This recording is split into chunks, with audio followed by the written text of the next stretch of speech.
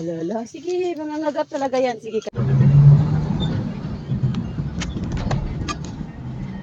Ulit. Babiyahe kami, papunta kami sa probinsya. Sobrang excited na yung mga bata kasi hindi nila alam kung ilang oras yung biyahe. Full of energy pa yan dahil kakasakay pa lang. Papunta pa lang sa bus terminal.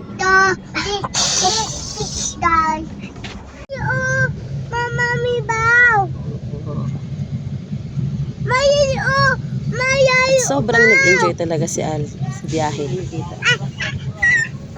Alim na alim siya sa mga nakikita niyang kalabaw at baka na nadadaanan namin. Pero di rin nagtagal at nabuboard na rin. Gusto nang bababa. Sabi niya nga, sobrang tagal na namin sa biyahe. Ma! Ayan, at kahit ano lang ang bibigay ko lang.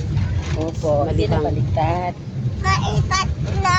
Hindi na po. Mahirap pag biyahe pag may kasamang ganito kaliit na bulilit. Kasi pag naboboard na, kala niya kung gusto niya bumaba, makakababa siya anytime. Ano mo si Ace, tsaka si Kuya. Ayun, sa papa naman ako kulit.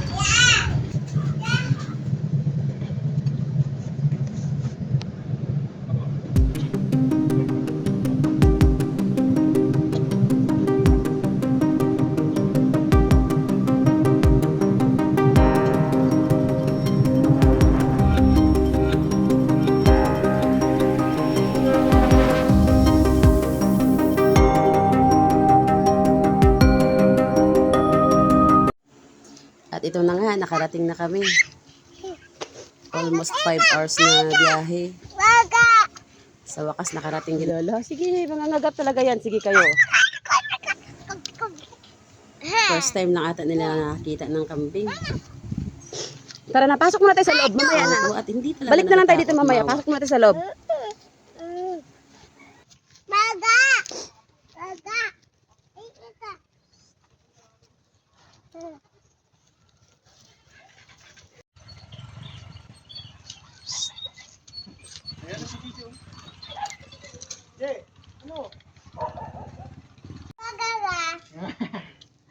Bilis mo na. Gaga! Saan ka na naman pupunta? Ayusin mo yung... Ay, nako. Ayusin mo yung ano. Papa! Papa, Ha? Saan ang ano? Saan yung... Yung goat nga eh. Gusto lang hawakan ang tatapang talaga. Hindi na natakot.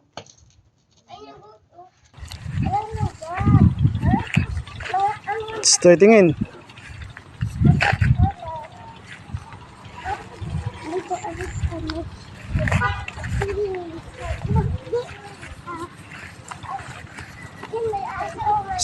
Hoy, lagay dito.